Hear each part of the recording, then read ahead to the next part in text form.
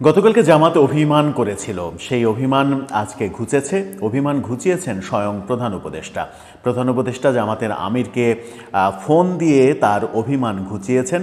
গতকালকে ঐকমত্য কমিশনের বৈঠকে জামাত যোগ দেয়নি, আজকে যোগ দিয়েছিল। অভিমান ভাঙিয়ে মিটিংয়ে এনেই জামাতকে বেশি বেশি সুযোগ দেয়া হয়েছে কথা বলার জন্য, এবং সেই কারণে লঙ্কা কাণ্ডও দেখা গেছে ঐকমত্য কমিশনের মিটিংয়ে। সেখানে প্রথমবারের মতো ওয়াক আউটের ঘটনা ঘটেছে। বেশ কয়েকটি দল মিটিং ছেড়ে চলে গিয়েছেন। কেন জামাতকে সরকার এত বেশি গুরুত্ব দিল, কিংবা জামাতের অভিমানের ভিত্তিতেই সরকার এতটা বেশি তাদেরকে আস্থায় আনার চেষ্টা করছে কিনা, যখন অনাস্থায় যাওয়ার চেষ্টা করছে জামাত, কি হলো সেখানে, সেই আলোচনা করবো এই ভিডিওতে। থাকবেন পলিটিক্স টিভির নিয়মিত আয়োজনে।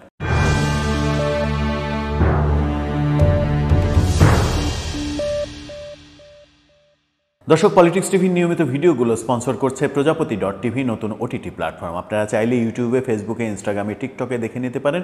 ডেসক্রিপশন বক্সে লিঙ্ক দেওয়া থাকবে, সেখান থেকেও আপনারা দেখে নিতে পারেন প্রজাপতির কার্যক্রম। চলে যাচ্ছি মূল ভিডিওতে। বলছিলাম জামাতের অভিমান।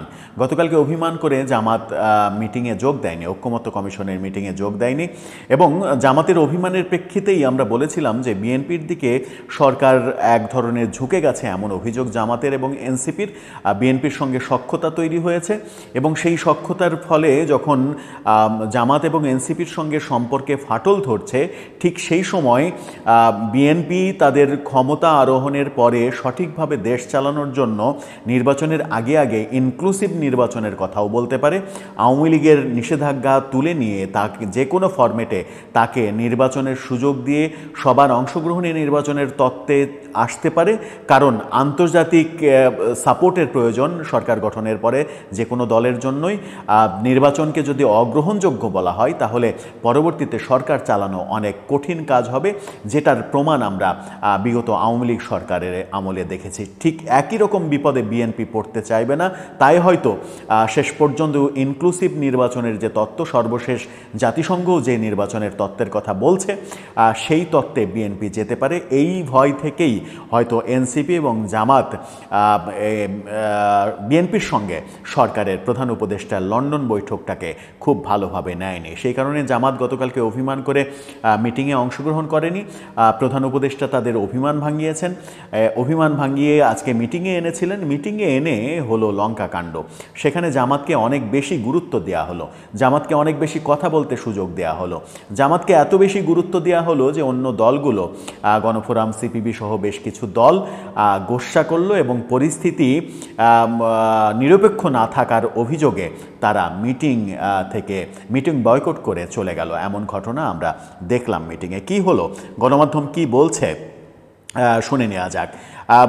বুধবার বিকেলে জামাতের নায়েবে আমির সৈয়দ আবদুল্লাহ মোহাম্মদ তাহেরের বক্তব্য শেষে বিএনপির স্থায়ী কমিটির সদস্য সালাউদ্দিন আহমেদ বক্তব্য দেওয়া শুরু করলে প্রথমে গণফোরাম সাধারণ সম্পাদক মিজানুর রহমান হইচই করে সংলাপস্থল থেকে বের হয়ে যান। এ সময় তিনি বলেন, এটা কিসের সংলাপ হচ্ছে, কার সাথে সংলাপ করব, তারা যা ইচ্ছা তাই করছে। এরপর বের হন সিপিবির সাধারণ সম্পাদক রুহিন হোসেন প্রিন্স সহ আরও দুজন। মিজানুর রহমান অপেক্ষমান সাংবাদিকদের সঙ্গে কথা বলতে থাকেন। তখন তাকে জড়িয়ে ধরে সংলাপস্থলে যাওয়ার অনুরোধ করেন 12 দলীয় জোটের মুখপাত্র শাহাদাত হোসেন সেলিম। তবে সে সময় গণমাধ্যম কর্মীদের সঙ্গে কথা বলতে থাকেন রুহিন হোসেন প্রিন্স। পরে কথা বলেন সেলিম। রুহিন হোসেন প্রিন্স বলেন, নিচতলায় তিনি নেমে এসে বলেন, এখানে বৈষম্য হচ্ছে, জামাতের 3 জনকে বক্তব্য দিতে দেয়া হয়েছে।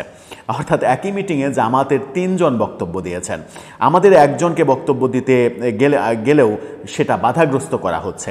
আমরা প্রতিবাদ জানালে কমিশন তো নোট করে, তাই আবার সংলাপে ফিরে যাচ্ছি, এমন কথাও তিনি বলেছেন যে তারা সেই কার্যক্রম কমিশন নোট করে পরে সরি বলেছে, তারপরে আবার তারা ফিরে গেছে। এর আগে রুহিন হোসেন বলেছেন, ঐকমত্য কমিশন নিরপেক্ষতা হারিয়েছে, তারা নিরপেক্ষ না হলে কমিশন সংলাপে ফিরবে না। সিপিবি এবং গণফোরাম নেতাদের সংলাপে ফিরিয়ে নিতে নিচে নেমে আসেন ঐকমত্য কমিশনের সদস্য বদিউল আলম মজুমদার। তিনি নিচে আসেন, তাদেরকে বোঝান। প্রধান উপদেষ্টার বিশেষ সহকারী মনির হায়দার তিনিও আসেন। বিএনপি সমমনা বাংলাদেশ এলডিপির মহাসচিব এবং 12 দলীয় জোটের মুখপাত্র শাহাদাত হোসেন সেলিম আসেন। জাতীয় দলের চেয়ারম্যান সৈয়দ এহসান হুদা, তিনিও আসেন। শাহাদাত হোসেন সেলিম বলেন, ওনাদের জামাত বলেছেন আপনারা তো 10 জন মানুষের প্রতিনিধিত্বও করেন না, আমরা কতজনের প্রতিনিধিত্ব করি। সেলিম আরও জানান তিনি ওয়াকআউট করেননি, সমঝোতা করেছেন। এরপর আবার সংলাপ শুরু হয়। অর্থাৎ যে দলগুলো ওয়াকআউট করেছে তাদেরকে জামাত যেটা বলেছে সেটা হচ্ছে যে আপনাদের তো 10 জন মানুষ নেই, 10 জন মানুষের প্রতিনিধিত্ব করেন না, আমরা কতজন মানুষের প্রতিনিধিত্ব করি, সুতরাং আমাদের 3 জন নেতাকে কথা বলতে দিতেই পারে, আপনাদের একজনকে দেয়াই তো মানে যথেষ্ট। এরকম মন্তব্য যখন করেছেন তখনই ওয়াকআউটের ঘটনা করেছেন। জামাত অভিমান ভেঙে আজকে যখন বৈঠকে যোগ দিয়েছে তখন একটু দাপট দেখানোরই চেষ্টা করেছে মিটিংয়ে, এবং সেই দাপটটাকে নিরপেক্ষতা নষ্ট করা সরকার নিরপেক্ষতা হারিয়েছে। যে নিরপেক্ষতা হারানো মিটিংয়েও কার্যকর হয়েছে, সরকার মিটিংয়েও নিরপেক্ষতা বজায় রাখতে পারেনি, এমন অভিযোগে প্রথমবারের মতো ইতিহাসে, এই সরকারের ইতিহাসে প্রথমবারের মতো কোনো মিটিং থেকে ওয়াকআউটের ঘটনা ঘটল। সরকার বোধহয় কোনো দিক থেকেই, যে কথা এর আগে একটা ভিডিওতে বলেছিলাম, যে সরকার কোনো না কোনোভাবে কোনো একটা দিকে কখনো না কখনো হেলে পড়ছে, ঝুঁকে পড়ছে, কখনোই নিরপেক্ষ আসনে থাকতে পারছে না। কখনো মনে হচ্ছে সরকার বিএনপির দিকে ঝুঁকে পড়ছে, তো বিএনপির দিকেই কথা হচ্ছে, কখনো জামাতের দিকে ঝুঁকে পড়ছে, মনে হচ্ছে জামাত হয়ে যাচ্ছে, কখনো এনসিপির দিকে এমনভাবে ঝুঁকে পড়ছে মনে হচ্ছে এনসিপি হয়ে যাচ্ছে। সরকার যে গার্ডস দেখানো দরকার, সরকার যে একটা নিরপেক্ষ, এই সরকার তো নিরপেক্ষ সরকার, অন্তর্বর্তীকালীন সরকার, সেই সরকারের যে গার্ডস থাকা উচিত, নিরপেক্ষ একটা অবস্থান থাকা উচিত, যে যত গোস্বাই করুক আমি আমার নীতিগত অবস্থান, আমি আমার নিরপেক্ষ অবস্থান থেকে এতটুকু টলব না, সেরকম অবস্থানে সরকারকে আমরা কখনোই দেখিনি।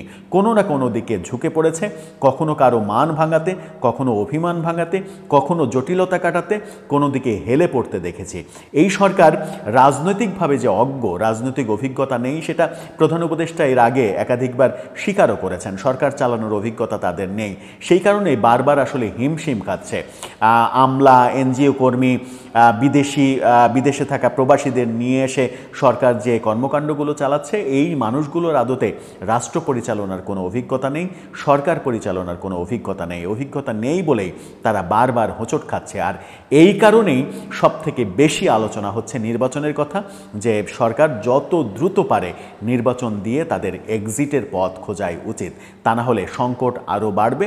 এই সরকার সব কিছু আসলে কন্ট্রোল করতে পারবে না, ট্র্যাকেল দিতে পারবে না, যেমনটা তারা বাংলাদেশের আইন শৃঙ্খলা পরিস্থিতি কন্ট্রোল করতে পারছে না, অর্থনৈতিক পরিস্থিতি কন্ট্রোল করতে পারছে না, কোনো দিকেই আসলে কন্ট্রোল করতে পারছে না, মব জাস্টিস থামাতে পারছে না। এখনও রাস্তাঘাটে, অফিস আদালতে সব জায়গাতে মব চলছে, সেগুলো থামানো যাচ্ছে না। সব মিলিয়ে আমার মনে হয় সরকার খুব একটা সুখকর পরিস্থিতিতে নেই। এই পরিস্থিতি থেকে উত্তরণের একমাত্র পথ নির্বাচন বলেই মনে করছেন বিশ্লেষকরা। দর্শক, আপনার কি মনে হয়? সব মিলিয়ে আপনার মতামত জানিয়ে লিখতে পারেন আমাদের কমেন্ট বক্সে।